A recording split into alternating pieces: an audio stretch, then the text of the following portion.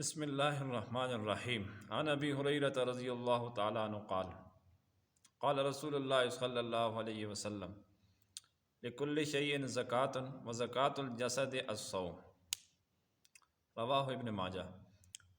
حضرت ابو ہریرہ رضی اللہ تعالیٰ عنہ فرماتے ہیں کہ نبی کریم صلی اللہ علیہ وسلم نے ارشاد فرمایا کہ ہر چیز کی زکوٰۃ ہوتی ہے جس کے نکالنے سے وہ چیز پاک ہو جاتی ہے، تو جسم کی زکوٰۃ روزہ ہے۔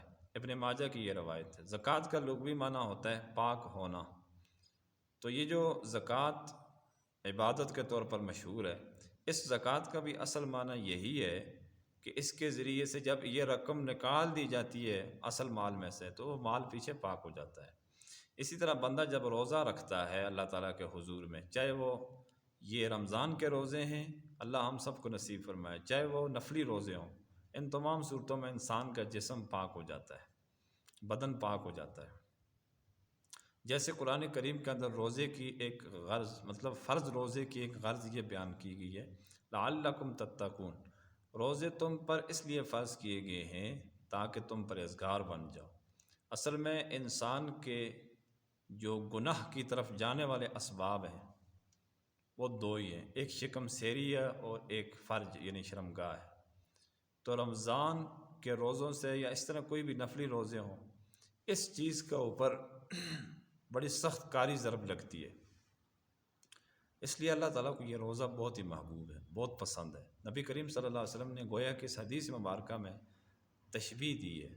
تشبیہ کس کے ساتھ دی ہے؟ روزے کو پاک ہونے کے ساتھ، پاک کرنے کے ساتھ، یعنی روزہ انسان کے جسم کو ایسے ہی آلودگیوں سے، گناہوں سے، ناجائز خواہشات سے پاک کر دیتا ہے جس طرح زکوٰۃ کا نکالا ہوا مال باقی ماندہ مال کو پاک کر کے رکھ دیتا ہے۔ تو اس طرح اس میں بہت ساری عبادات کی غرض اسی طرح بیان کی کہ ہر عبادت کی کوئی نہ کوئی غرض ہے۔ جیسے نماز کے متعلق فرمایا کہ نماز بے حیائی سے روکتی ہے، اسی طرح حج ہے، حج اجتماعیت کا درس دیتا ہے کہ بھائی لوگوں کے اندر مساوات اور برابری قائم ہو۔ اس لیے تو ایک احرام پہنا ہوا تھا انہوں نے، اگر کسی ملک کا بادشاہ بھی حج کے لیے یا عمرے کے لیے آئے، جب تک وہ یہ شرعی لباس مطلب احرام حج کا جو لباس ہے وہ نہیں پہنے گا، اس وقت تک وہ حاجی یا عمرہ کرنے والا متصور نہیں ہوگا۔ تو اس لیے یہ عبادات کی اپنے اپنے فائدے اور اپنے اپنے غرض ہے۔ تو روزے کی ایک غرض اور ایک فائدہ یہ بھی ہے کہ روزہ انسان کے بدن کو بالکل پاک کر دیتا ہے۔ اللہ تبارک و تعالی ہم سب کو ان حدیث پر عمل پیرا ہونے کی توفیق عطا فرمائے۔